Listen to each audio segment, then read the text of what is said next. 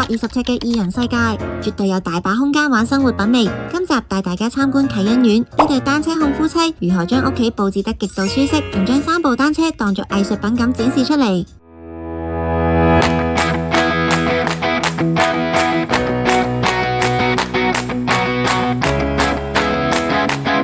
啟德啟欣苑實用320尺一房間隔，今次業主係一對中意踩單車嘅夫妻，要求好簡單，要收得多，住得舒服，仲要有自己嘅特色。呢間屋就係夫妻嘅小天地，我哋逐個位拆俾你睇。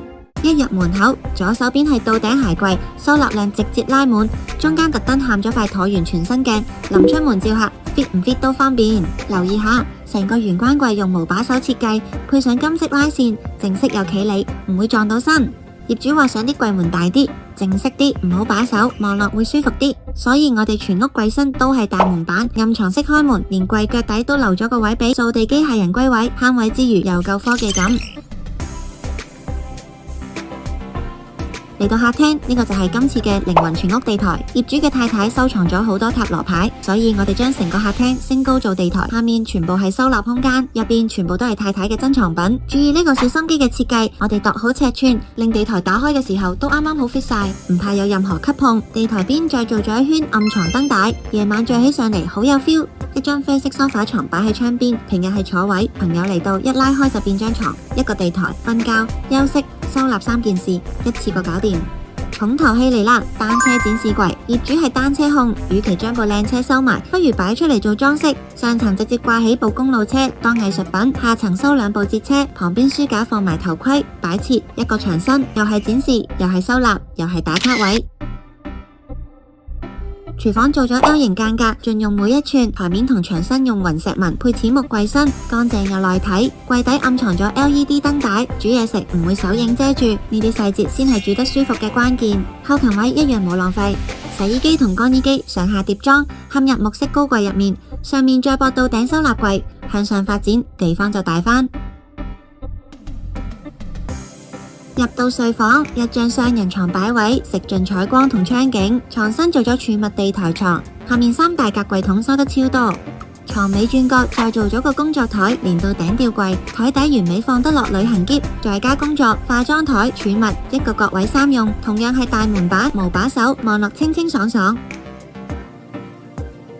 浴室細細但一樣有要求，鏡櫃兩側嵌咗 LED 燈條，化妝、剃鬚、打燈一流，旁邊加開放層板擺日用品，順手又貼心。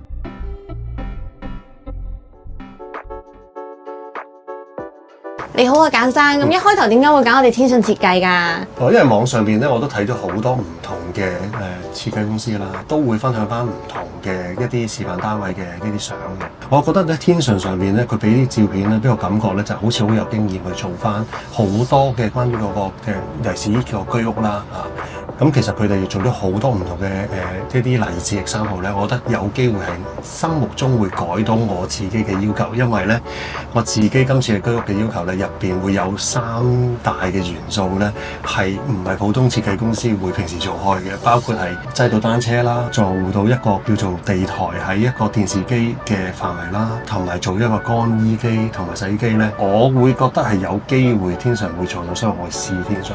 咁有冇話成屋最中意邊一部分嘅設計啊？我成屋最中意設計咧，就係一個電視機個地台嘅。個地台方面咧，就會有設計到係下邊咧會有油壓嘅設計。咁有油壓設計之餘咧，亦都唔會阻擋到呢個電視機呢個設計上面，我覺得最滿意。咁我知你可能中間都同設計師傾咗好多嘢啦，咁就係有你嘅 idea 都放咗入去。有冇話係邊一部分係有你參與，跟住再設計師幫手配合咁樣？今次好彩，即係嗰個天上嘅設計師啦，佢真係好有心機嘅。我係每一個細節上面咧，我自己都有獨立嘅要求。可能我哋始終唔係咁容易講得出所有嘅細節俾佢知。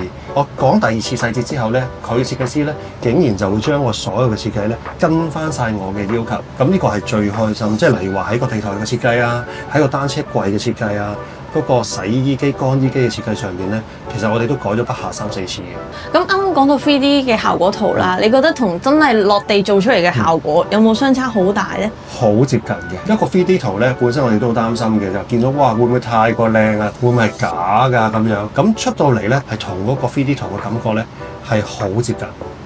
咁呢個係我哋比較喜出望外嘅。另外一啲金屬嘅裝飾啊、線條啊，亦都做到我哋要求嘅效果。咁有冇話覺得報價到工程啊，最後施工咁樣成個流程，你覺得清唔清晰啊？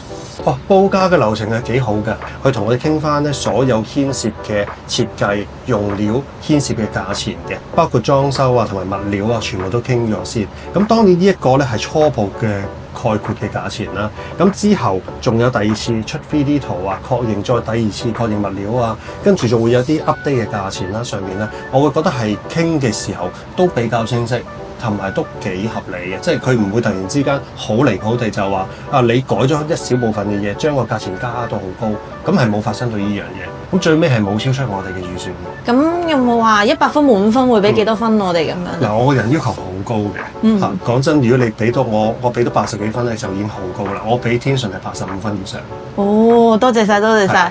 咁有冇話之後如果朋友有需要，會唔會介紹俾佢哋啊？我當然會介紹啦嚇，咁但係我會覺得咧，除咗介紹天順之外咧，係每一個客戶咧都有自己一個基本責任咧，就係話你睇翻你自己要收納嘅東西嘅尺寸，你要唔嫌麻煩話俾設計師知。咁我會覺得我哋都有責任去學呢啲嘅東西，去學表達嗰個設計師之間嘅溝通。咁我呢樣最尾效果都好好。咁我相信拍完呢啲片之後，設計師或者天順你嘅人員睇翻呢個效果，應該都會幾滿意。關於售後方面啦，有冇話有啲咩零件啊、損失啊嗰啲，我哋嘅跟進嗰啲係點樣啊？你覺得？嗱，售後係好重要，而俾我今次嘅感覺咧，今次嘅跟進咧，我係比較滿意嘅即係佢會將好多細微嘅問題咧，佢同我 mark 翻低最尾都有跟進，同埋今次裝修完之後。嚟緊，我仲有啲好細微嘅嘢咧，佢都應承咗會幫我跟進，咁呢個我都比較滿意。想將你嘅單位變成屬於你嘅專 home， 即刻 WhatsApp 我哋天順設計，記得 comment、like、share、subscribe 我哋，下條片再見。